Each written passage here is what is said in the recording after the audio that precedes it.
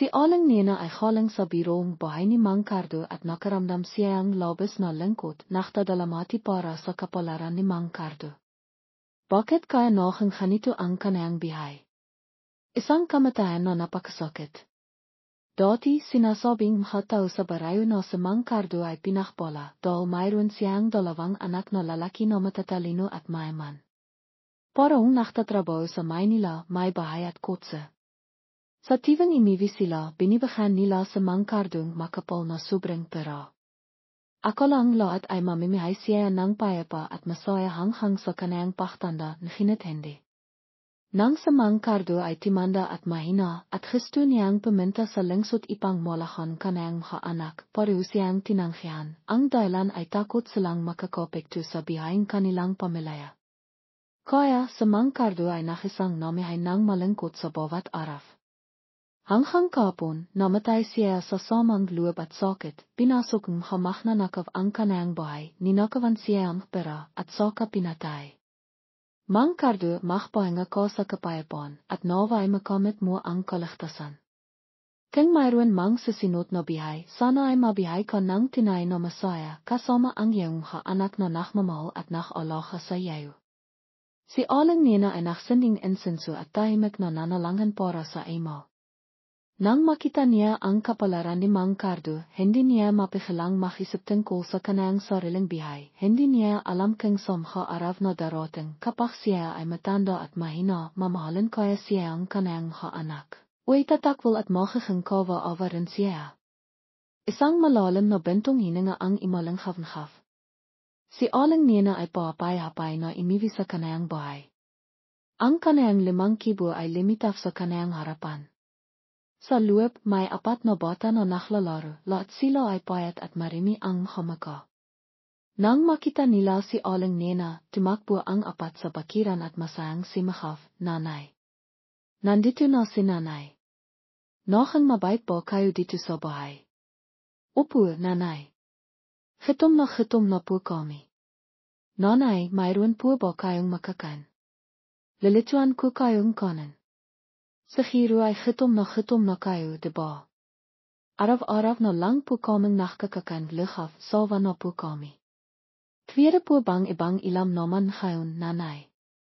Nakiwala tayong pera para bimiling iba. Masarap na nga ang lughaf, hiwag na kayong magreklamo. Pero ang kaibigan ni Nini ay may candy at biskwit na hindi naibos. Bakit tayo wala man lang kahit isa? Nang makita ni aling nena ang kanyang mga anak na malungkot at nagtatampo, labis siyang nawa, bibilan ko kayong candy. Hindi ko hayang mahirap kayo. Pagkasabi nito, lumabas si aling nena at bimiling isang paketeng candy para sa kanyang mga anak. Kahit na ang perang ipinambili niyang candy ay katumbas ng pang-isang araw na pagkan buong pamilya, pinilit pa rin niyang bimili. Kapag nakikita niya ang kanyang mga anak na ganito, walang inang makakatis. Si aling nena ay imiwi na may dalang paketeng candy. Masayang kiniya itong mga bata na kanghiti ng malapat, Wolf. Ang saya. Ang halang-halang mo, nanay. Nang marinig niya ang mga salitang iyon, nakaramdam si aling nena ang labis na kaligayahan. Tila ang sandaling iyon ay nakpawi sa lahat ng kanyang kalangkitan at pag-alala. Ang kanyang mga anak ang kanyang kakalakan, ang kanyang inspirasyon ipang magsikap sa bawat araw. Pagdating sa kalagayan pamilya ni aling nena sa barayo, walang siniman ang hindi nakakalam, dahil ang kanyang pamilya ang pinakamahirap sa barayo at ang pamilya rin na nakakaranas ng pinakamaraming pagsubok. Si aling nena at ang kanyang asawa ay nakapakasal noong 18 taong lang pa lamang si aling nena. Pareho silang ikinasal sa pamamagitan ng pagtatapat ng mga magulang.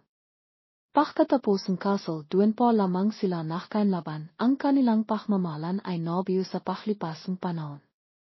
Inti-inti ring nakaramdam si aling nena ang kaligayahan. Ngunit matapos ang mahigit 10 taon na pagsasama, hindi pa rin sila nakakaroon ng anak. Ang pasan mila sa kanyang pamilya at lipinan ay naktilot ng pagkasirang kalooban ni aling nena, sinisisi niya ang kanyang sarili ng labis. Nakikot-ikot siya sa iba't ibang lugar, sinisinot ang lahat ng payo, iminom ng iba't ibang hamot ipang magbentes. Sa ika 12 ton, sa wakas ay nagbinte siya ang kambal na isinilang sa kahalakan lahat. Tiwang-tiwa ang kanyang asawa kaya pinanghalanan niya ang dalawang anak na sina Ben at Iman. Ang bihay ay nakpatiloy ng mapayapa. Nang sina Ben at Iman ay 2 taong halang, milang nagbinte si Aling Nena. Ang kahalakan ay dimobla. Siya at ang kanyang asawa ay hindi mapihilang maksaya, ang kanilang buhay ay mapipinong halakakang habota, siya at ang kanyang asawa ay mamimihay ng masaya kasama ang kanilang mga anak. Ngunit hindi po natatakalan ang kanilang kahalakan nang matanghap ni Aling Nena ang masamang balita, ang kanyang asawa, habang naktatrabaho para sa ibang tao, ay naaksidente sa trabaho, sa kasamang palat ay nalukso. Lahari at namatay ng masakit. Nang matanghap ni Aling Nena ang balita, nawalan siyang malay. Pagkatapos siyang begin first uit, nagising siya sa gelat. Ang bangkayang kanyang asawa ay inilahayang may-aring pagawaan sa kabong at iniwi sa bahay. Tinangnan ni Aling Nena ang kanyang asawa at nakaramdam siyang labis na kalangkitan. Ang pagkamatayang kanyang asawa ay dumating ng napakaha. Si Aling Nena, na nakdadalang tao, ay nakpilit na makasikasong libing, bimius ang kanyang haliha, ang kanyang muka ay namamaha at nahihirap dahil sa kalangkitan. Pagkamatayang kanyang asawa makalipas ang 2 buwan nang hanak si Aling Nena. Nahirap siya sa panghanghanak at nagsilang kambal, isang lalaki at isang baba, na isinilang sa mahirap at malungkot na kalagayan. Nang makita niya ang hasanghol sa kanyang kamay, pinanghalanan niya silang ligaya at pag-asa, imasa na makakaroon silang masayang bihay, hindi maktiri sa tulad ng kanilang ama at ina. Sa loob ng ilang taon, makisa niyang binihay ang kanyang pamilya at pinalaki ang kanyang 4 na anak. Tinatawag siya mga tao sa kanilang lugar na ina na matatag dahil siya ay mas malakas kaysa sa iba.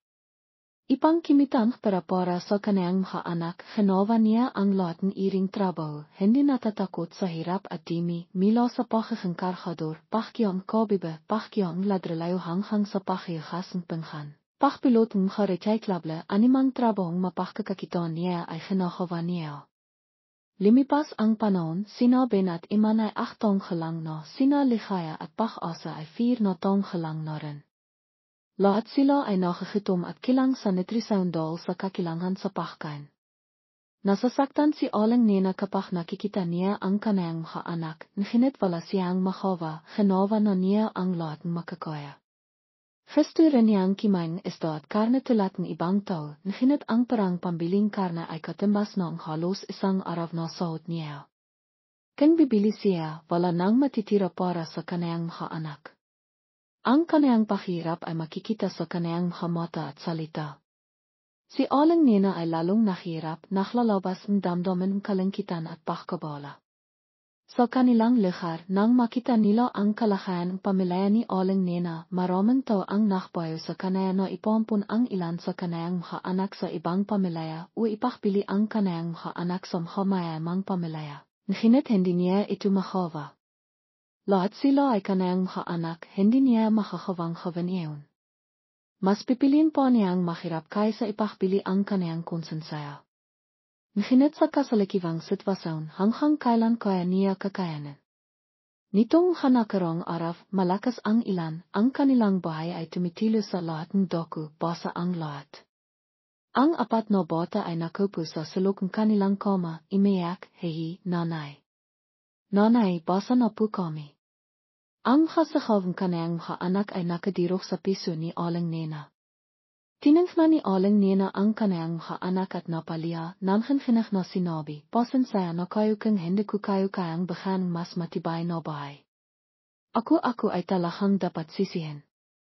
Ang tinuhong ilan na may kasamang iyak ay napakalungkot. Si Aling Nena ay nakatayo sa loob ng bahay at nakatingin sa labas ng langit na pinuong pag-alala. Sa malakas na ilan, hindi siya makakapagtrabaho.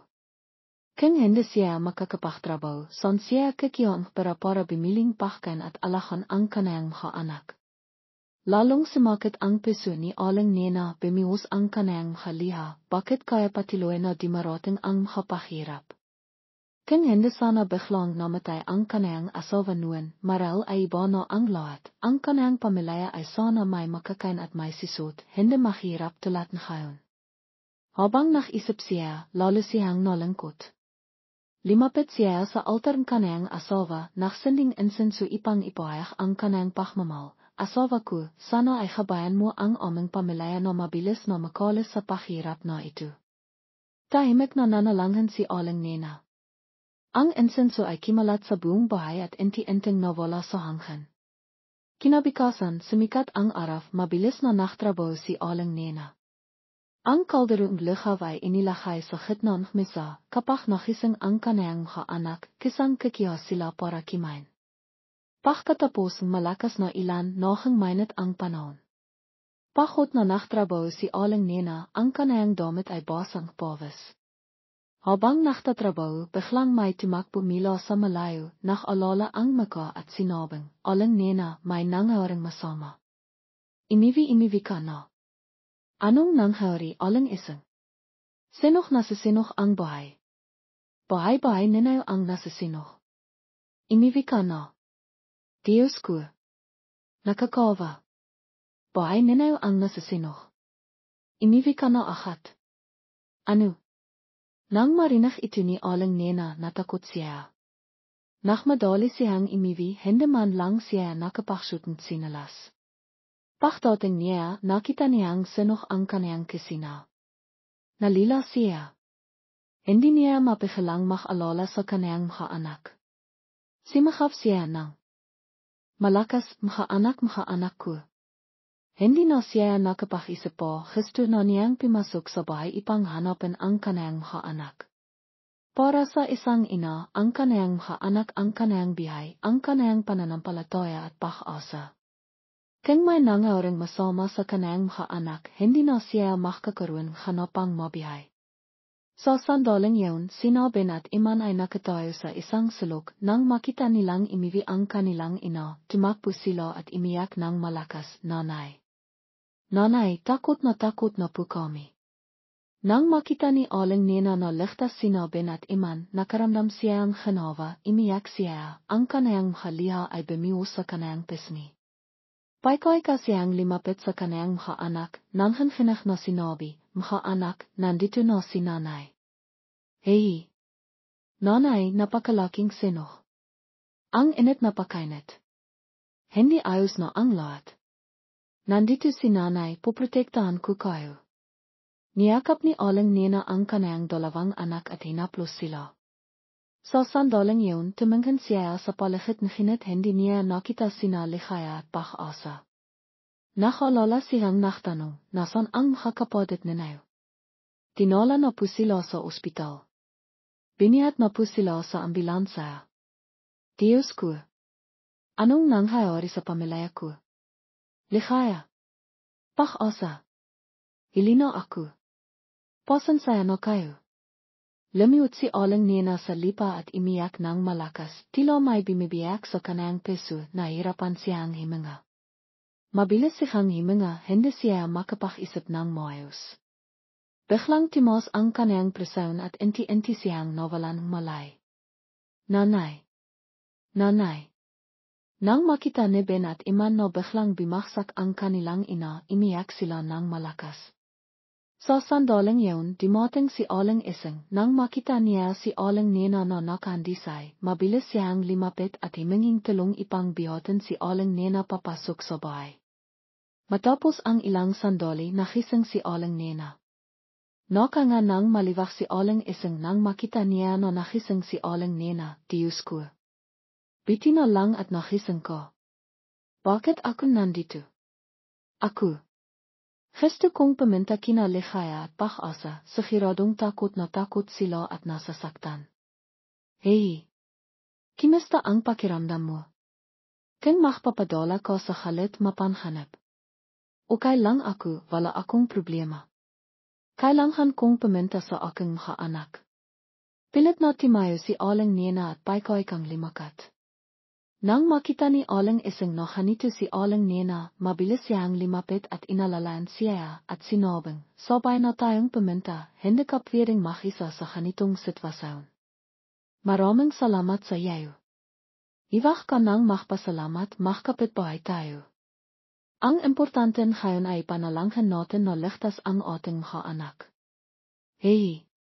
Sana kaya kong akin ang lahat ng sakit at pahirap ng aking mga anak. Sa sitwasyon ito, kailangan mong maging malakas ipang maging matatag na suporta para sa iyong mga anak, hinihintay kanila. Ligaya. Pag-asa. Pipintahan ko na kayo. Sigaw ni Aling Nena.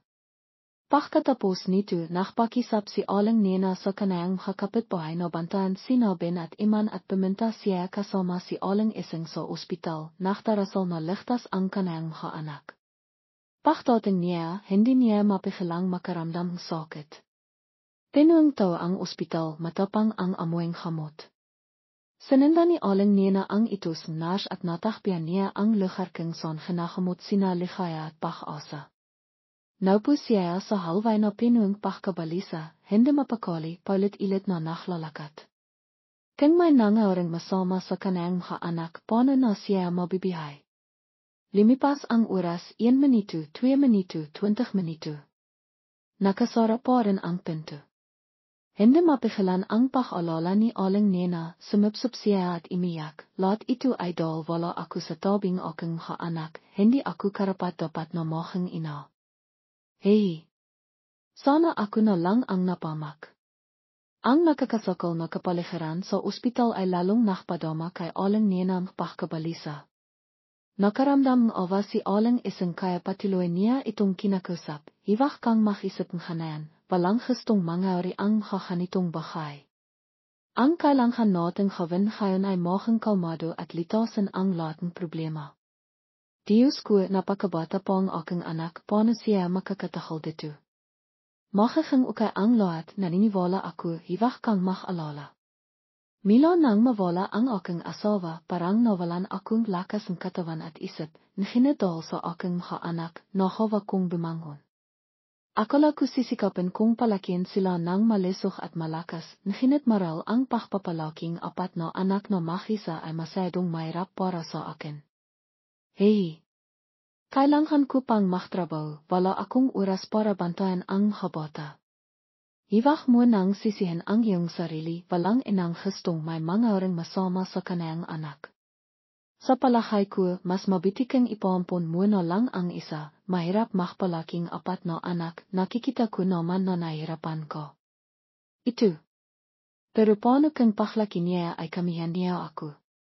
Ang pagpapampun sa aking anak ay parang pagtalikod sa kanaya. Diyos ko.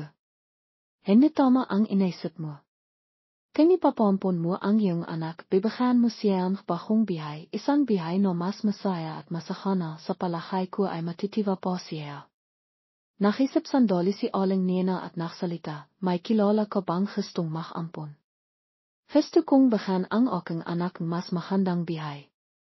Balita ko may pamilya sa bayan na gustong mag-ampon, hayan mo kakiha akong numero at tatawagan mo siya.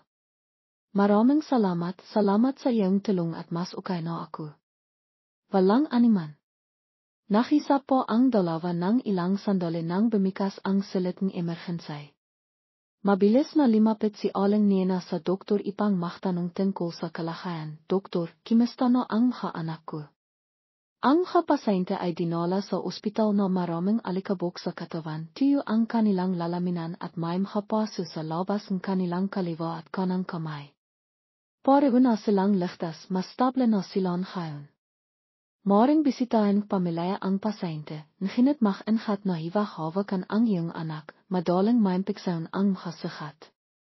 Sige po, maraming salamat po, doktor. Pimasok si Aling Nena ipang bisitahin ang kanayang dalawang anak na may namimilang mga mata.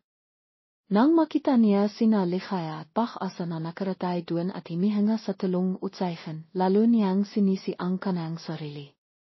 Ang pag-alaga sa kanayang dalawang anak ay libos na nakpahirap sa kanaya, walang habi na nakatilok siya.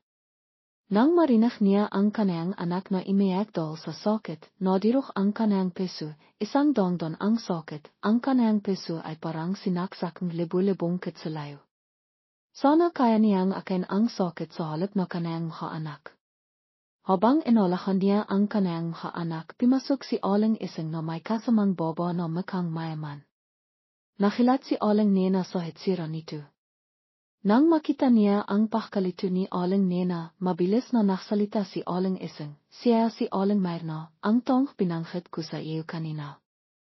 Nakita kitang abala at pinakalahan ang iyong anak kaya nakpasaya akong tulunghan ko.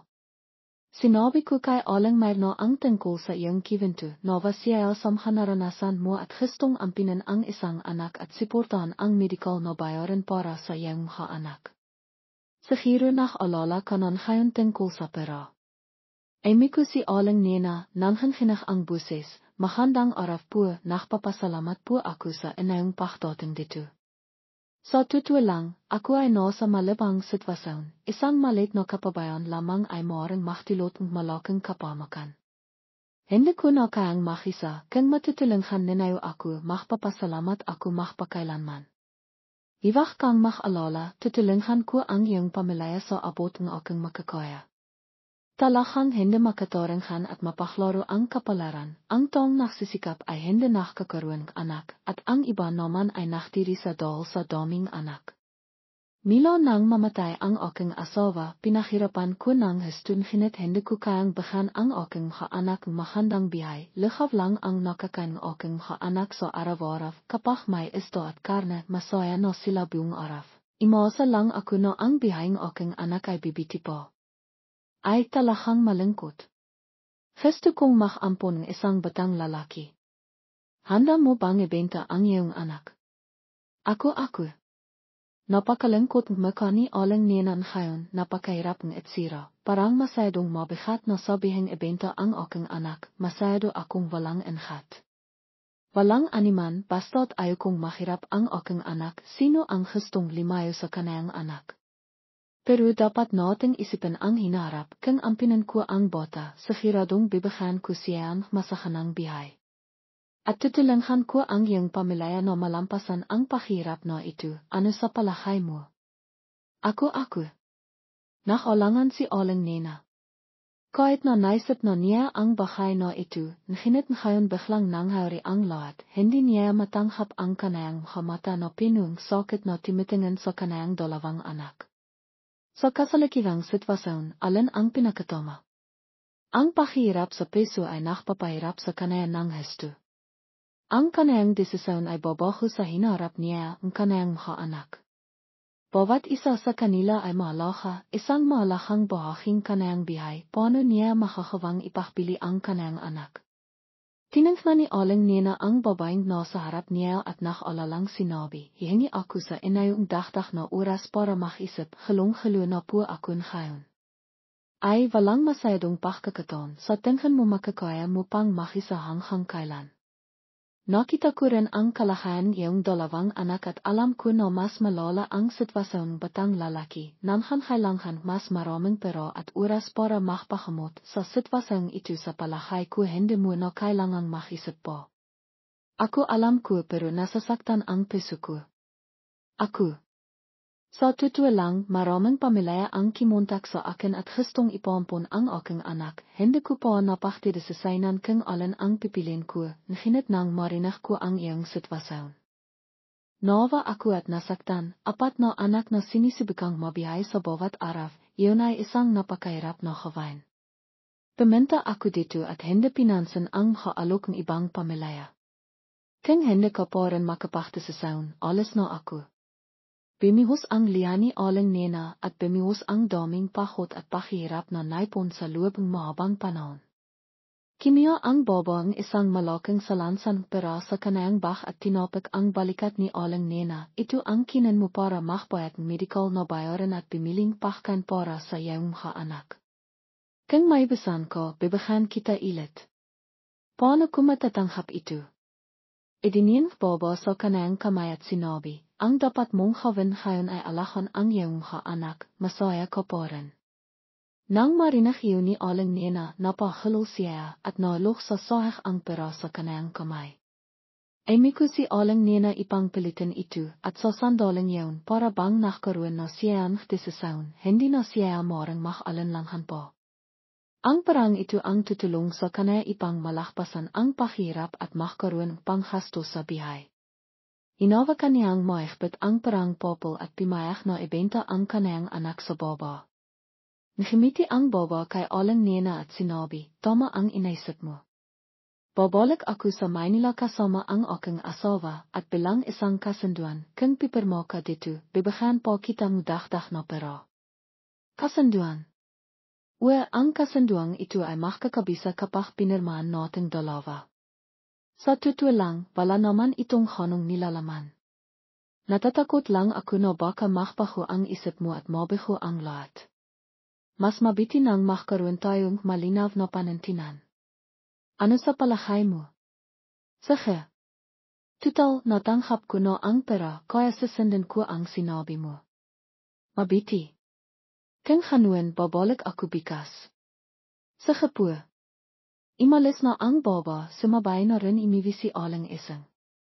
Naiwan si Aling Nena sa silid ng ospital kasama ang dalawa niyang anak.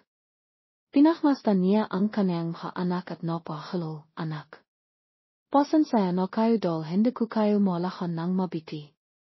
Nang limapit siya sa kamani, panghalang anak, lalo siyang nasaktan. Ipinaktapat ni Aling Nena ang kanayang nararamdaman sa kanayang anak, panghalang anak, nakahanap akong bahong ina para sa yayo. Bibigyan kong inang itong biyay na hindi mo na kailangang makalala tungkol sa pera. Lalaki ka sa kasahanan at karanghayan. Kalimitan mo na ang malipit mong inang ito at mamihay ko ng masaya. Para bang naintindihan ni panghalang anak, ang lahat ng sinabing kanayang ina, imiyak ito ng malakas. Nasaktan si Aling Nena habang pinakmamasdan ang kanayang anak. Akala niya ay may nangyari sa kanayang anak, kaya ahat siyang timawag ng doktor ipang sirin ito. Pagkatapos ng pagsisiring doktor, biti na lamang at walang nangyari sa bata. Nakanga nang maliwak si Aling Nena at kiniha ang pera ipang bayaran ang bayaran sa ospital. Nang makita ang halahang babayaran, nang hinhinak siya, malaking hatalaha ang halaha. Kung hindi dumating ang baban ngayon, hindi niya alam kung saan siya kikiyang ganito kalaking pera para bayaran ang bayaran sa ospital. Kung ang lahat ay nangyari na, susundan niya ang planong Diyos at ibebenta ang kanayang anak ipang makabayat ng itang. Pagkatapos ng lahat, may natira pa, kaya nakpasaya siyang bimiling ilang larian at kende para sa kanayang mga anak. Pumunta siya sa isang tindahan malapit sa ospital at bimiling malaking bakang regalo pawi. Sa mga araw na iyon sa ospital, ipinakatiwala niya sina Tutu at Kila sa kanayang kapitbahay. Ngayon, nang makita siya ang kanayang ina, masaya silang tumakbo ipang akapin siya. Inay, miss na po naman kayo. Hese, mahal ko kayo. Pimili akong mahalarian at kende para sa inayon ngayon, imiwi tayo sa bahay at kimain ha. Talaga po ba, inay? Tivang-tiva po kami. Inihadat ni Aling Nena ang kanayang mga anak pawi. Habang kimakan ang kanayang mga anak, sinamantala niya ang pagkakataon ipang linisin ang bahay. Nang makita ang pagkawasak sa kanayang harapan, napabentong hininga siya. Ang kisina ay senok at walang natira.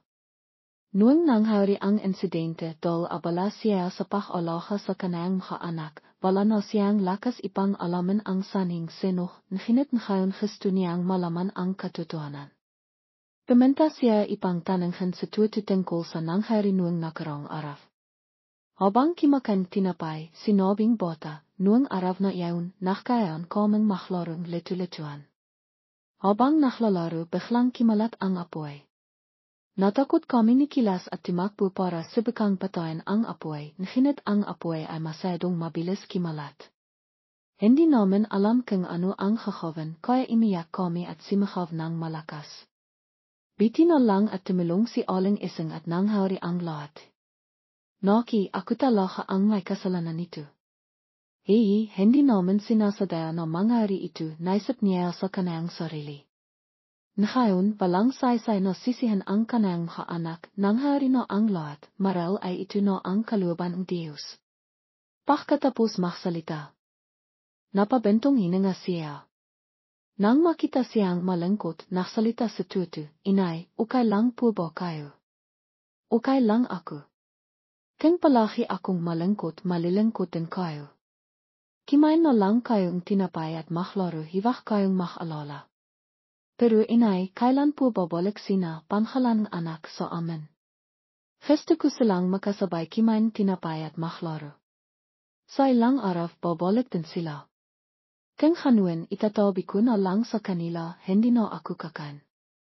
Sige, kimain ko lang, bibili na lang ako ilit kapag naubos. Pero hindi pa tayo nakaroon ganito karaming candy at tinapay. Mayroon na bang tayong maraming pera? Basta malaman niyo langhan, hiwag na kayong magtanong. Akat na timayo si aling nena ipang ipakpatiloy ang paglilinis ng bahay. Iniwasan niya ang tanong kanayang mga anak dahil natatakot siyang mayak. Hindi dapat malaman kanayang mga anak ang mga bahay na ito. Sa hapon, bumalik siya sa ospital ipang alakan sina pangalan ng anak. Ang kanayang mga anak ay nasa mabitang kalagayan ng ngayon nakupo at nakapagsasalita. Niyakap niya ang kanayang dalawang anak ng may pagmamahal. Ang pakiramdam kalagayan na ito ay tinay na mapalat pagkatapos ng traydaya ay ukay po rin ang kanayang dalawang anak walang nawala. Ang kapiklat sa kanayang mga braso at binti ay mabilis na kakaling at ang kasikat sa kanayang muka ay bitino lamang at malit lang, hindi kanong nakakopekto sa kanayang hitsira. Nang habang yun, kasing si aling nina buong habi ipang pakmastan ang kanayang dalawang anak. Nang tumayo siya sa harap ng komani, pangalan ng anak, hindi niya mapigilan ang kanayang haliha. Ang kanayang anak ay makiking anak ng iba bikas, ang dalawang ina ay makakaiwalay makpakailanman, mahirap na silang makita mili. Inaplos niya ang buhok ni, pangalan ng anak, sinisikap tandon ang kanayang maka. Kinabikasan, sinaman babaeng iyon ang isang lalaki, saan man sila makbenta ay nakikihan nila ang atensyon ng ibang tao. Lumalabas ang isang maranghang at mayamang aura. Aling nena, ipinakikilala ko ang aking asawa sa iyong anak. Sa kapur niyo lang po kung ano ang gusto niyo. Ito ang kasunduang ginawa namin. Basahin mo kung may hindi ka gusto, sabihin mo sa akin.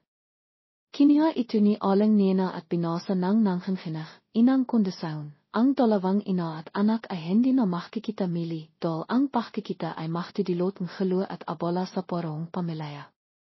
Pangalawang kondisyon, si pangalan ng anak, ay papalitan ng opleiding asawa ni Ginang Maya. Ayaw ang kanilang pamilya na magkaroon ng animang kaugnayan o pakikipag-ugnayan sa pamilya ni aling nena. Pangatlong kondisyon, ang mag-asawa ay magbibigay kay aling nena ng 500,000.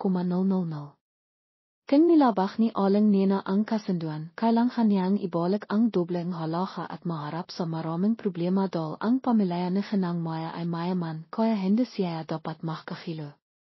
Pagkatapos basahin ang kasunduan, nakaramdam siya ng pagkabalisa at kalangkitan. Ang halagang ibinigay ng mag-asawang Maya ay malaki, ngunit kung pipirma siya, hindi na niya makikita si pangalan ng anak magpakailanman. Kaya ba niyang iwan ang kanyang anak? Limapit ang baba kay aling nena at nagtanong ng malakas, sumasang-ayon ka ba sa lahat ng kondisyon? Nagpapasalamat talaga ako sa iyo dahil binigyan mo ng pera ang aking pamilya. Pero ang pagbabawal sa akin na makita ang aking anak.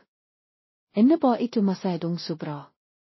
Gusto kong makita ang aking anak paminsan-minsan ipang malaman kung maayos ang kanyang pamimigay. Sa loob ng ilang buwan, lilipat kami papuntang Amerika ipang 2 maniran, kaya mahirapan ko rin na makita siya. At saka, ayaw kong makita kang bata dahil ayaw kong halo. Sigurado ka ba na kapag nakita mo ang iyong anak ay hindi mo sasabihin ang lahat at hindi ka magdidemand na makasama siya. Gusto naming ampinan ang aming anak para mahing ang isang mahal naming anak. Gusto ko siyang mahalin kami ng buong puso at walang ibang alalahanin. Ako. Mayroon pa siyang 3 anak, alahan ko na lang sila ng mabiti. Kung hindi siya sumasang-ayon sa mga kondisyon sa itaas, akat niyang ibabalik ang pera sa kanila at mahanap silang ibang pamilya. Hindi ko po ang kayang ibalik dahil nakastos ko na ang pera para sa ospital. Kung ngayon, ano pang hinihintay mo? Pimirma ka na. Kapag tapos ka ng pimirma, ibibigay namin sa iyo ang natitirang pera, malaking tulong din iyon sa iyo. Sa ilalim ng presang pera, pimirma si Aling Nena sa kasunduan. Pagkatapos ng pagpirma, tinalan ng baba si pangalan ng anak. Timayo siya doon na tumitilo ang liha at imiyak, anak maraming kasalanan ang nanay sa iyo. Patawarin mo sana ako. Imiyak sa pangalan ng anak sa brasong baba, nakpipimahlas, nginit hindi ito pinansin baba. Akat na sumakay ang mag-asawa sa sasakyan at imalis. Hawak ni Aling Nena ang pera sa kanyang kamay, nginit hindi siya masaya. Imipo siya sa sahig, walang makawa na tumitingin sa malayo, imasang mamimihay. Nang mayos ang kanyang anak. Si pangalan ng anak na lang ang natira sa silid. Hindi niya alam kung bakit, nginit imiyak din siya. Biniyat siya ni Aling Nena at inalo, nginit hindi pa rin siya timahal. Imiyak si pangalan ng anak hanggang sa makatilog. Naka nga nang malibak si Aling Nena at iniha si pangalan ng anak sa kama dahil sumasakit na ang kanyang braso. Kiniha niya ang pera at ang kasunduan at imiwi itinaho sa isang sekretong lugar na walang nakakalam. Pagkalipas ng isang biwan, humaling din si pangalan ng anak at nakalabas ng ospital. Masaya niyang iniwi ang kanyang anak. Nang makita nila si pangalan ng anak, tiwang-tiwa sina Tutu at Kilas.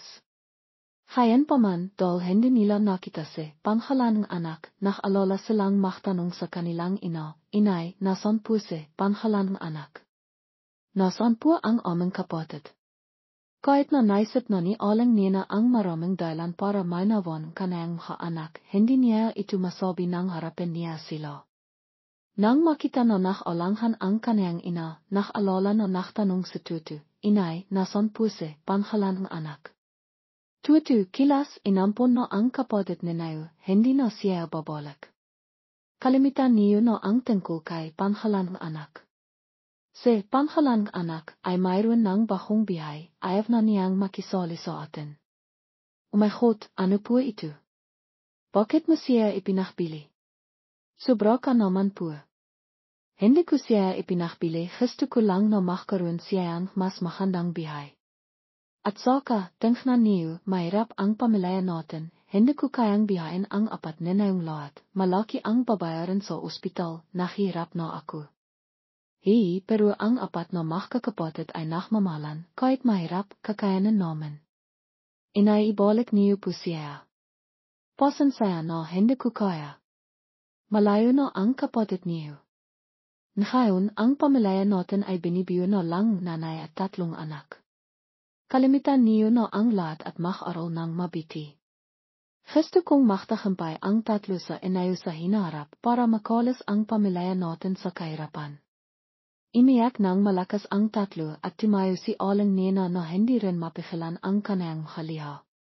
Sobra niyang nalala si pangalan ng anak, hindi niya alam kung okay lang siya doon. Walang kiman nilitong pakain kaya itinapon niya na lang. Malangkot ang maka ang kanyang anak at hindi nagsasalita. Nakaupo si Aling Nena sa sulok ng bahay, tinitingnan ang dating halarawani, pangalan ng anak at imiyak ng tahimik. Napakalangkot ng kapaligiran sa buong bahay, naalalang lahat si pangalan ng anak. Limipas ang 1 linggo, 2 linggo at ang sikat sa peso ay bahang humaling. Kano man kalaki ang pananabik, kailangan pa rin mabihay. Sina Tutu at Kilas ay nag-aaral pa rin araw-araw at si pangalan ng anak ay pinadala sa kindergarten. Abala si Aling Nena buong araw sa pahanap ng pera, wala na siyang panahon para masaktan. Sa hobby nakikitang 3 niyang anak na imiyak siya ng palihim. Maral kapag hobby lang niya maaaring tanghalan ang kanyang pagiging malakas at ipakita ang kanyang kainan. Ang larawani, pangalan ng anak, ay nakalakay pa rin sa ilinan ng kanyang kama para bang nakpapalala sa kanyang makananghari. Limipas ang 20 taon. Limaki na rin sina Tutu, Kilas at pangalan ng anak. Naktatrabaho si Tutu sa isang pakawan ng kaway at pinakasalan ang anak ng kanyang amo.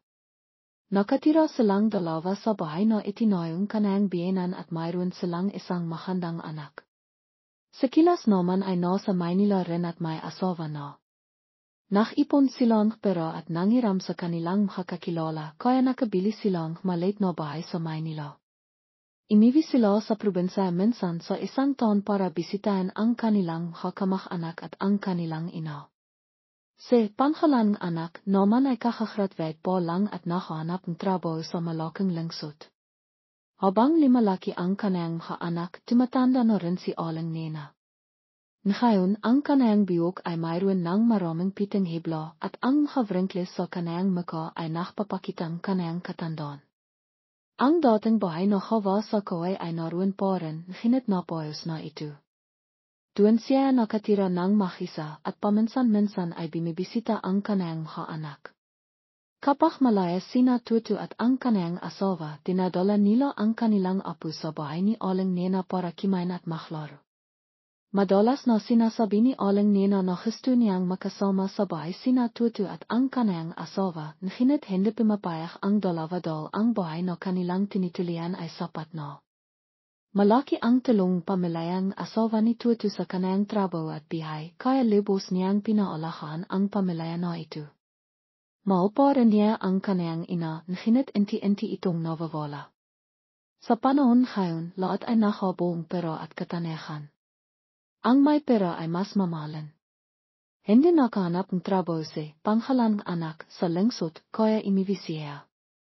Nativa si aling nena nang imiwi ang kanayang anak, kaya naklito siyang mainit na pahkain para kay panghalang anak.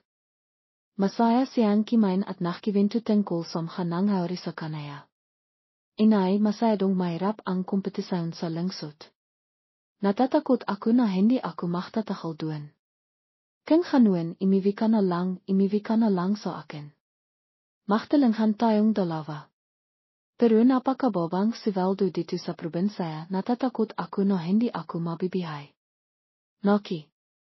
Mirang pahkan dito sa probinsya, hindi ka kailangang magbayad ng ipa, siguradong mabibihay ka. Makakaipon ka pang pera. Pero imiwi ka na kung gusto mo, ipapakilala kita sa iba. Maraming makakaling na lalaki dito sa atin. Mahanda ang anak ko at mayroong degree, tiyak na makakahanap kang mahandang asawa. Hindi ko pa naisipan. 24, 25 taong halang ka na panahon na para magpakasal. Tingnan mo si Lani, kadat mo may asawa at anak na. Bakit mo ako ikinikumpara sa kanya? Dahil timahal siya sa pag-aral kaya nagpakasal siya. Kakagraduate ko pa lang sa kolehiyo, kailangan kong mahfuti sa aking karera. Sa tingin ko, mas mabiti na mamihay ko ng tahimik dito, magpakasal at magkanak. Kung may kailangan ko, malapit ko sa akin at kay Kia Tutu mo. Magpapakasal na lang mina ako dito, kung makakahanap ako ng mahandang trabaho, dito na ako magtatrabaho. Sige, sisiportan kita.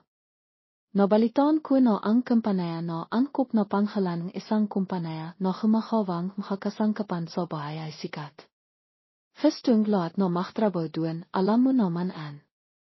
Bikas mag-apply ako doon. Ginawa ni panghalan ng anak ang sinabi niya at nag-apply siya sa angkop na panghalan ng isang kumpanaya. Pagkatapos ng 2 panayam, pinalat siyang matanghap at tiwang-tiwa si aling nena. Nang habang yun, tinawag niya sina Tutu at ang kanayang asawa ipang kimain sa kanilang bahay. Timayak sa Tutu at sinabi na magdadala siyang pritas. Masaya ang pamilya, matahol na silang hindi nakapagsama-sama. Ang handang eksena. Ngimiti si aling nena habang pinakmamastan ang kanayang anak. Para sa mahilang, masaya na sila kung malisok ang kanilang anak at mayroong trabaho. Habang kimakan sila, nabanggit ni Tutu si panghalan ng anak at natahimik ang lahat. Nakbaho ang muat. Matahol na tayong hindi nakikumpleto, sayang lang daw may isa tayong kulang. Nakbaho ang mukha ni aling nena, bakit mo binabanggit yan? Naalala ko lang ang nakaraan. Mahirap nun pero masaya ako dahil kumpleto ang pamilya natin. Kalimitan mo na ang nakaraan. Sa hiro naman ay mayroon ng bahong bihay si panghalang anak, wala na siyang natatandaan. Inai bakit hinaan musiang ampinan ng hindi mo sila nakikitang bimibisita sa atin o dinadala sa pangalan ng anak. Dapat naman ay makita tayo para malaman natin kung ano ang kanayang bihay. Ang kapamilya na may isang dugo bakit napakawalang peso sa isa't isa. Timahimik si Aling Nena nalala niya ang kasunduan noon. Gusto niyang makita ang kanayang anak ngunit hindi niya kaya. Kimain na kayo, araw itong kasihan. Si Vertesi pangalan anak na nakapasok siya sa isang kampanaya, tiyak na mahanda ang kanayang kinabukasan pati niyo siya. Iniba ni Aling Nena ang isapan. Hindi na binanggit ng kanayang anak ang nakaran, sa halip ay binati nila si pangalan anak. Nalasang sa tutu kaya inihadat siyang kanayang asawa Pauvi. Nang habang yun, nang mahimbing na ang tulong kanayang anak, palihim na kinuha ni Aling Nena ang litrato ni pangalan anak at imiyak. Semilo nang ipinakbili niya ang kanayang anak, hindi na siya nakatulog ng mahimbing, habi-habi siyang nakalala tungkol sa kanayang anak, hindi niya alam kung nasan si pangalan anak, ngayon ano ang ginagawa niya, kung mayos ba ang kanayang pamimihay. Nagtatrabaho si pangalan anak bilang isang empleyado at lahat ng kakawain ay kanaya. Nakakapagod ang kanayang araw sa trabaho, nakakapagod pero hindi pa rin niya nakawa ang kanayang napag-aralan. Naki hindi mo ba nakikita na bintis ang hipag ko kailangan niya magpahinga. Hindi naman siya verstime bintis para maging sobrang higpit sa pagkain at gawain, masyado mo siyang pinapayagan. Asawa mo ang kaya dapat alahan mo, saka lalaki ang anak niya sa pagkakataong ito, hindi siya pwedeng magtrabaho. Ikaw nga tong pinakamanit nakatira ka ng kasama si nanay, hindi mo pa malahan. Bisay ka pa sa trabaho hanggang habang-habi, saan ka kikiyang lakas para mag-alaga. Ikaw ang panganay na anak kung hindi mo malahan si nanay, bakit kailangan ko pang pahirapan ang sarili ko? Ay Diyos ko, nakakahil talaga. Sa kakiya Yuse, magliafa ka na rin kaya sa trabaho para makuwi ka. Biyong taon ka nang hindi imiwi, tapos ngayong may sakit si nanay, hindi ka man lang bimisita. Hindi naman sa kanin, sobrang besay lang ako dito, hindi ko maalahan si nanay. Nakaway ang tatlo ng matahol pero walang gustong mag-alaga sa kanilang ina.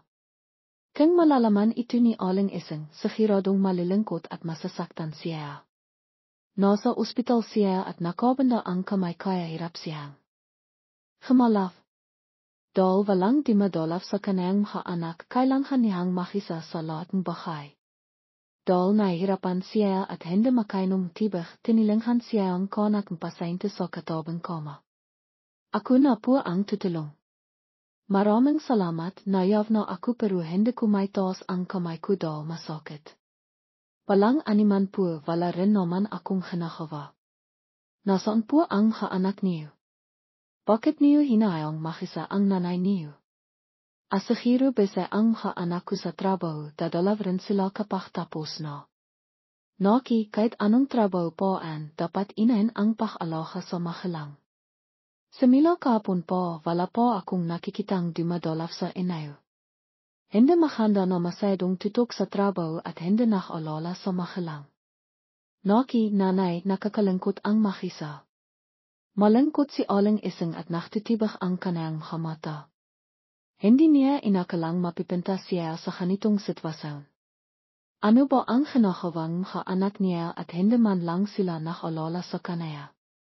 Paggabi na, alas 11 dumating si Nena sa ospital. Nakita niyang mahimbing nang natutulog ang kanayang ina kaya tahimik siyang imipo sa tabi nito at nakatulog na rin.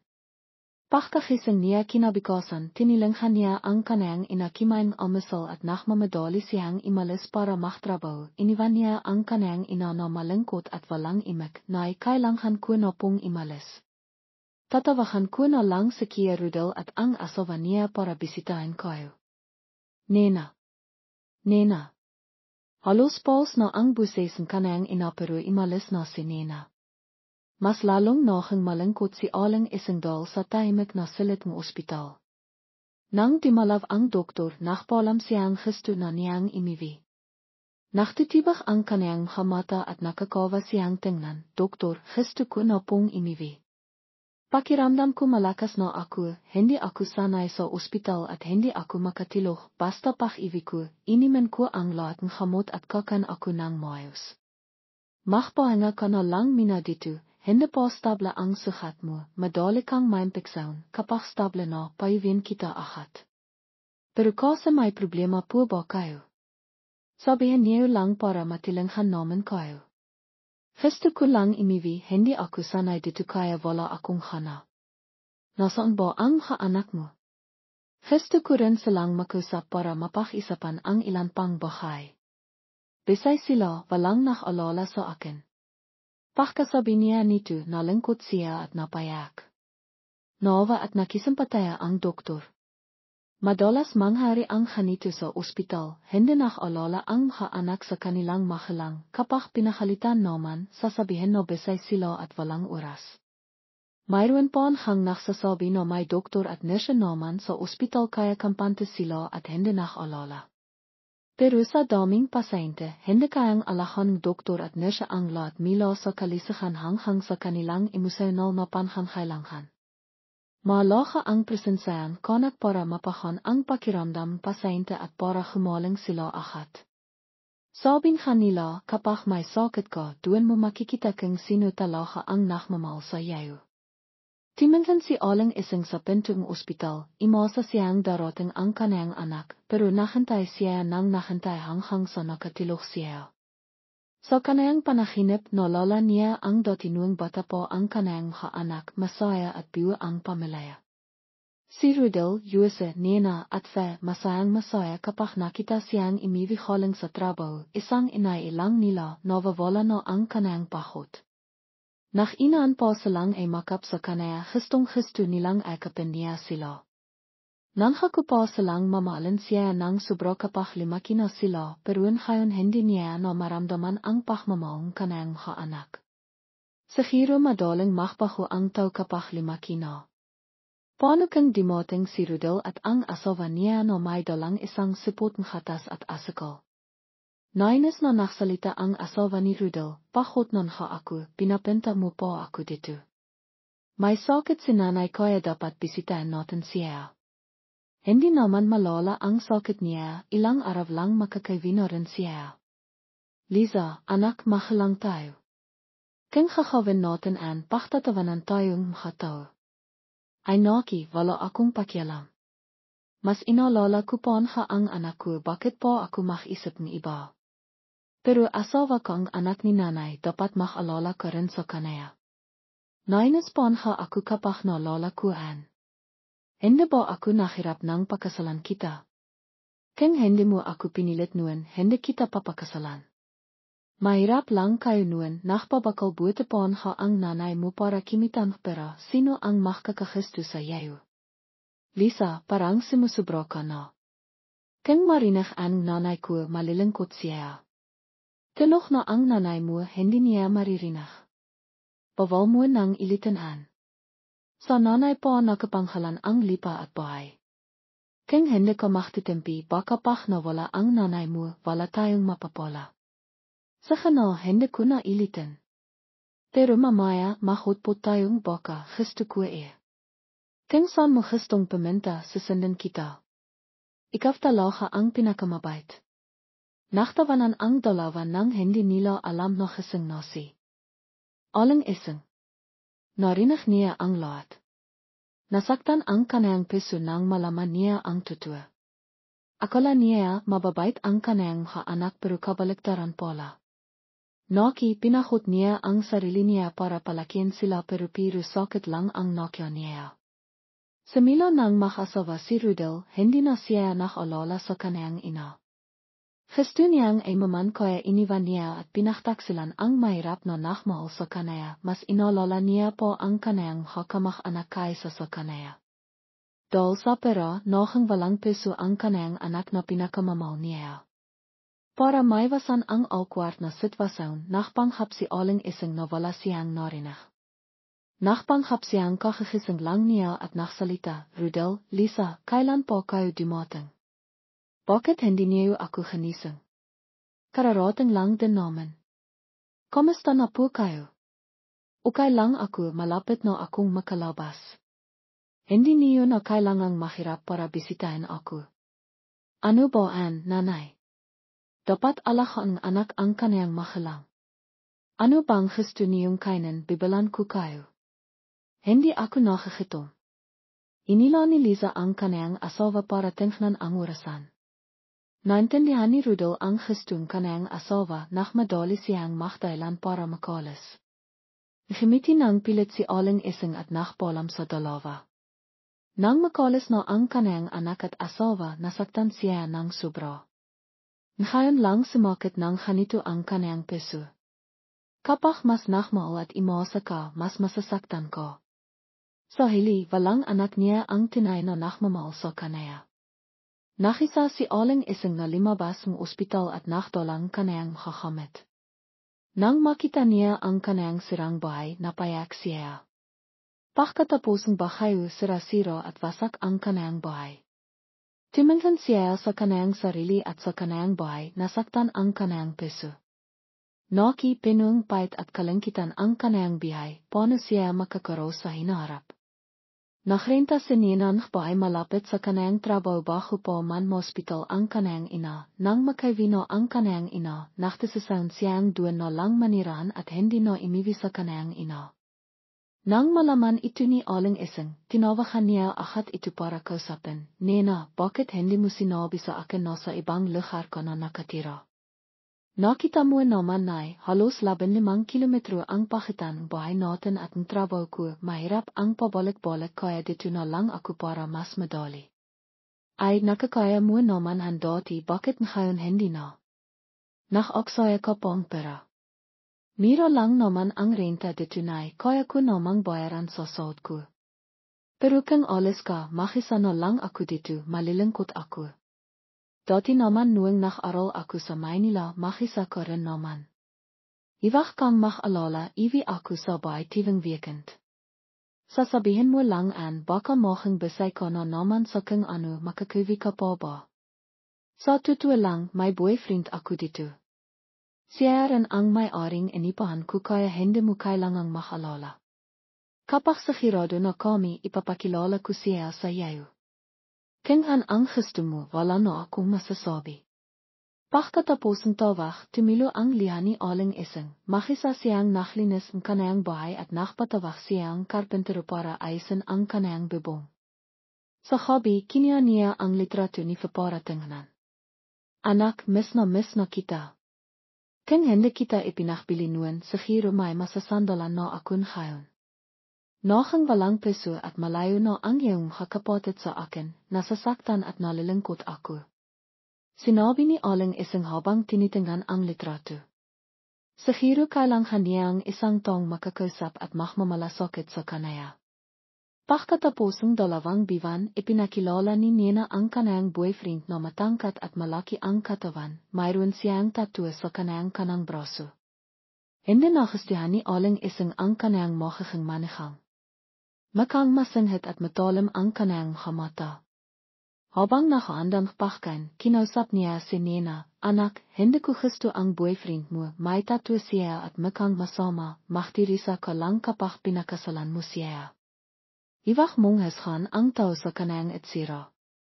Mabait siya nay, mahal na mahal niya ako, binibigyan niya akong pera para bimili ng branded na gamit, nakakakan ako sa mamahaling restaurant, gusto ko siya.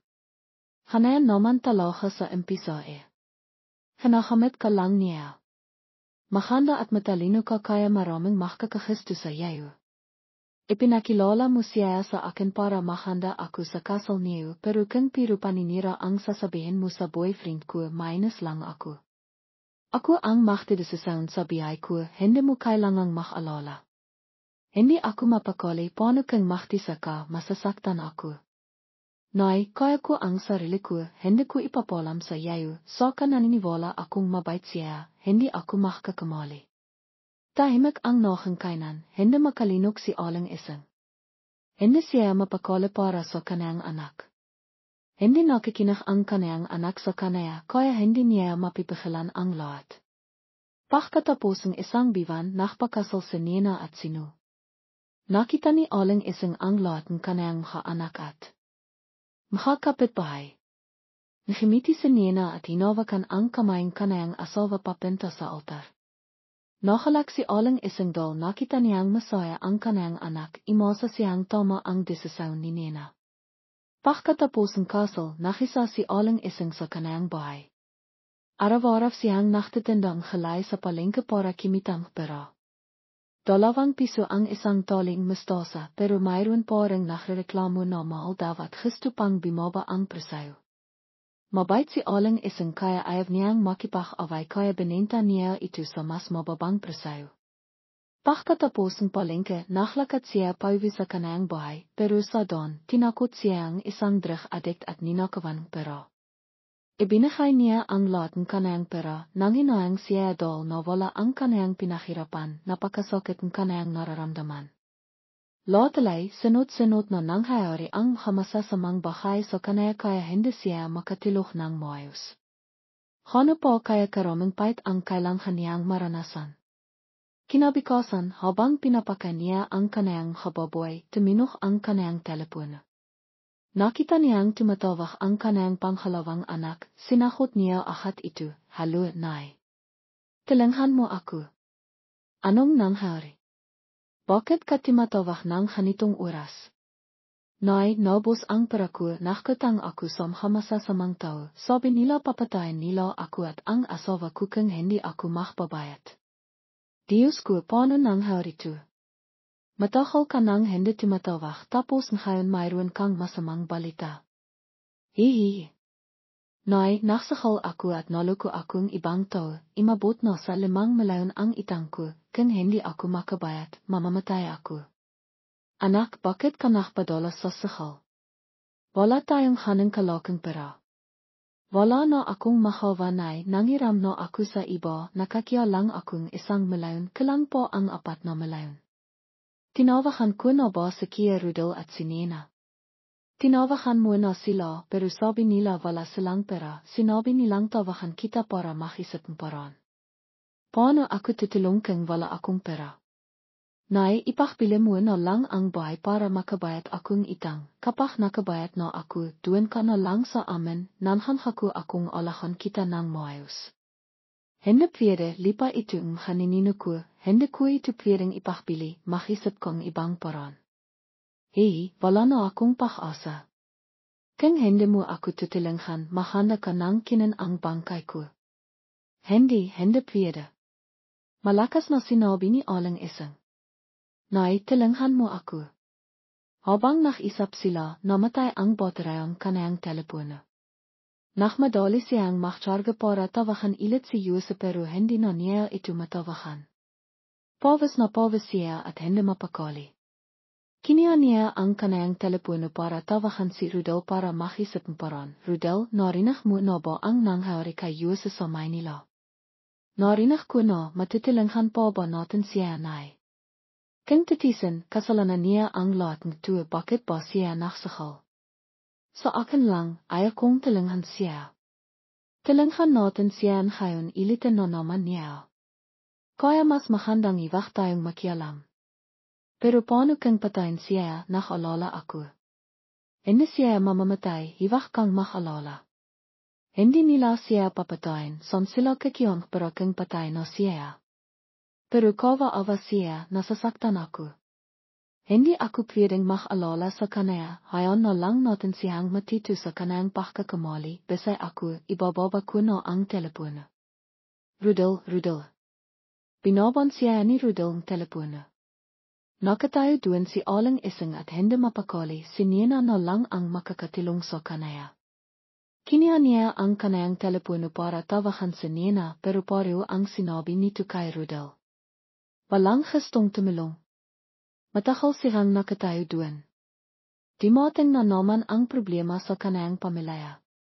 Nitong nakarang araw-araw siyang tinatawagan ni Jose para makmakawa na tulungan siya. Nasasaktan siya pero paano niya matutulungan ang kanayang anak? Sinabi ni Jose na ipakbili niya ang kanayang bahay para makabayad siyang itang, pero kung ipakbibili niya ito, saan siya titira? Mas magiging mahirap siya at hindi siya magiging komportable kung titira siya sa bahay ng kanayang mga anak. Hindi niya alam kung ano ang gagawin. Kinabukasan, nakilat siya nang makita niya ang asawa ni Yuse na nakaliot sa harap ng kanayang bahay. Tumitilo ang kanayang khaliha, Nay, tulungan niyo ang asawa ko. Dinakot na siya ang makasasamang tao, nakatakas ako kaya nakiwi ako dito, kung hindi niyo kami tutulungan, baka patayin siya. Nailo si aling isang at nawalan siya ang malay. Nang makising siya, nakita niyang nasa koma siya at nakapalagit sa kanaya ang asawa ni Yuse, sina Nena at Rudel. Nang makita siya ni Nena na gising na, sinabi niya sa lahat, gising na si nanay. Inikayat siya ang lahat na magtesasaun, ipakbili na lang ang lipanay. Inahin natin si Yuse, kapag nais na ang lahat, saka na natin isipin ang iba. Nay, kung hindi mo siya tutulungan, mahanda ka nang kinan ang kanayang bangkay. Kung ipakbibili natin ang lipang ito, makakakya tayo. Maraming pera, kapag nabenta na, ayusin mo na ang problema ni Yuse, tapos hatiin natin ang pera ni Kia Rudel at Nena, alahan ka namin. Nadinig ni aling isang ang sinasabing kanayang mga anak, kaya nagtesasaun siyang ipakbili ang kanayang lipa para iligtas ang kanayang anak. Naipakbili ang lipa sa halagang 8,000 piso. Binigyan niya si Yuse ng 4,000 piso, si Nena at Rudel ng 2,000 piso. Masaya ang mga anak niya. Nais na ang problema ni Yuse, namhaku siyang hindi na niya ito ilitin. Dinala siyang kanayang pamilya sa lungsod. Samha inang araf nahang moayos ang lahat, pero dahil magkaiba ang kanilang gagawin, hindi nakasundo si aling isang at ang asawa ni Yuse. Nagkaroon silang malibang problema. Sanay si aling isang na gemising nang kaya gemigising siya para maglutong almusal, pero gemigising nang hili si Yuse at ang asawa nito kaya naapektuhan ang kanilang pagtulog. Pagkatapos ng ilang araw, hindi na nakatis ang asawa ni Yuse, sinabi niya kay Yuse, Wanyay, parang hindi mahanda na dito tumira ang nanay mo, hindi ako makatulog nang maayos dahil maka siyang gemigising at nakinghay. Nanghaku tayong alahan natin sa nanay, hindi tayo pwedeng bimawi sa ating panghaku, nakbenta siya ang bahay para tulungan ako, hindi ko siya pwedeng polisan. Binigyan niya ang pera ang lahat ng anak niya, hindi lang ikaw ang nakinabang, hindi ba nakatanggap rin si Nena at Rudel ng 2,000 piso. Dapat hatiin ang responsibilidad ng pag-alaga sa nanay sa lahat ng 3 anak, dapat alahan lahat ng anak ang kanilang nanay. Sinabi nating alahan natin sa nanay pagkatapos niyang ipakbili ang bahay, bakit tayo nakbahong isip, akala ko ba mahal mo siya? Ang sabihin mo ay ako na ang bahala. Ano na namang binabalak mo? Tatawahan ko si Nena at Rudel para bimisita, kunwari makakaroon tayong reunion, sigurado akong pupunta sila. Sige, tatawahan ko sila. Tulad ng plano bimisita si Rudel at ang asawa niya. Masaya ang lahat. Narinig nila na masarap ang pagkain at maglilibang sila. Masaya si aling isang nang makita niya ang kanayang mga anak. Nang lasing na ang lahat, nagsalita ang asawa ni Yuse, sa totoo lang, hindi lang para magsaya kung bakit ko kayo pinapunta dito. Para saan? Hindi ba para bisitahin kami at maglilibang tayo bikas? Ano ba ang sabihin mo na? Dapat hatiin ang pag-alaga kay nanay. Pinalaki niya tayong 3 kaya dapat tayong maging mabait sa kanaya. Hindi ba nanghaku kayo na alahan niyo si nanay pagkatapos niyang ipakbili ang kanayang bahay, bakit kayo nakbabahong isip? Hindi ba nakatanggap rin kayong 2,000 piso? Sasabihin niyo na tinanggap niyo lang ang pera at hindi kayo alaga kay nanay.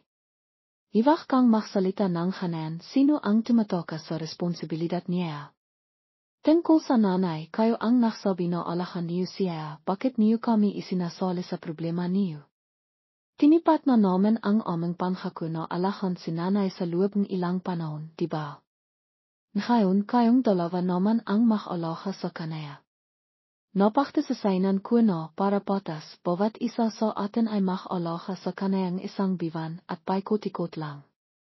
Kung sino man ang hindi sumunod, ititirang na walang itang na loob at hindi makakarap sa ating mga ninino. Tia, ano bang sinasabi mo? Nach alahan gang ina binibilang po ang biwan at araf. Para namang ipinapasa niyo siya sa isa't isa. Kung ayaw mong ipasa siya, ikaw na lang ang mag-alaga sa kanya, walang imahaf. Pagkasabi nito, natahimik si Arnold habang ang kanyang asawa sa tabi niya ay namimila sa inis. Si Grasa naman na nakaupo sa tabi ay hindi rin nakpaili at naksalita. Hindi ako sang-ayon na mag-alaga sa nanay, may asawa na ako at kailangan kong mag-alala sa pamilyang asawa ko, hindi ko kayang alahan si nanay. Kung ganuin, ibigay mo sa akin ang 200,000, ako na ang mag-alaga sa kanya para sa iyo. Sabing asawa ni Robert. Hindi pwede. Ibinigay ito sa akin ni nanay, hindi mo pwedeng bawian. Sino ba naman ang magiging matalino na katilat mo, gusto mo ang pero ayaw mo namang magtrabaho? Kailangan natin linawin ito, kung hindi, walang makakaiwi. Ang atmosfera ay naging pinung-pinung tensaw na maring sumabog animang oras. Nakaupo si Aling Nena at pinapanood ang kanayang anak na nag-away at nagtitilakan ang responsibilidad na alahan siya, nakaramdam siyang labis na sakit. Sa sandaling ito, nakakaya at nakaramdam siyang labis na kamangmanghan sa paksalang hasival na anak na tulad nila, mas mabiti pang pinatay na lang niya sila noong nasa sinapipinan pa lamang sila. Tumilo ang kanayang mapapait na liha sa lipa. Habang naktatalo silang tatlo, tahimik siyang imalis. Si Aling Nena ay gumakala sa kalsada na walang patutunguhan, ngunit marahil ito ang pinakamahandang paraan sa ngayon dahil kung mananatili pa siya doon mas matagal, baka mahalit siya at mamatay. Ang mga magulang ay nag-alaga sa kanilang mga anak, ngunit ang mga anak ay nag-alaga sa kanilang mga magulang sa pamamagitan ng pagbilang mga biwan. Sa sandaling ito, napagtanto niya ang kailangan kasabihan na yaon. Hindi nakamali ang ating haninino, ang isang ina ay maring isakripisaw ang lahat para sa kanayang mga anak at mahalin sila ng walang kondisyon, ngunit ang mga anak ay hindi maring maging katilat nito.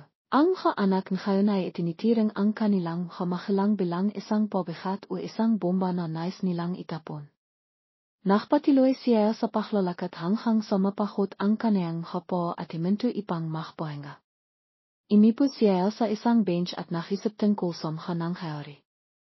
Ngayon, ang gusto na lang niya ay imiwi at himiga sa kanayang kama habang sa kabilang banda ay naktatalo pa rin ang tatlo at hindi pa rin makahanap ng kasunduan. Si Grasa at ang kanayang asawa ay halit na imalis, si Arnold at ang kanayang asawa ay suminot rin at nakdailan na alis na rin at tanging si Robert at ang kanayang asawa na lang ang naiwan doon. Ngayon, sila ay nakilat nang hindi nila makita ang kanilang ina. Nang pimasok sila sa silid, nakita nilang nampakan na ang makadamit ng kanilang ina, kaya't sigurado silang si mama na ito kay Grasa o Arnold kaya hindi na sila nakalala pa. Ang makasawang Robert ay imipo at nakpatiloy sa pakkain, naktatawanan at naksasaya. Nakita mo epektibo ang parang ko. Imalis na si nanay. Mahaling katalaga. Pero magiging ayos lang kaya si nanay.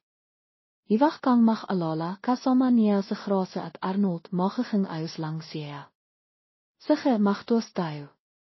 Milan ngayon makakatilog na tayo ng mahimbing at walang estorbo. Tama. Ang Manila sa hobby ay napakalamang. Si Aling Nena ay nakaupo at nakakabli sa isang kantong kalaya. Kiniha niya ang kanayang hadamit at ibinalot sa kanayang sarili, ngunit nakakaramdam pa rin siyang lamang. Ang kanayang kamay ay naninigas. Sa ganitong sitwasyon, bikas ay mahanap siyang sasakyan ipang makaiwi sa probinsya. Kahit papano sa probinsya, marami siyang kilala at tiyak na mayroon siyang mapipintahan para makapag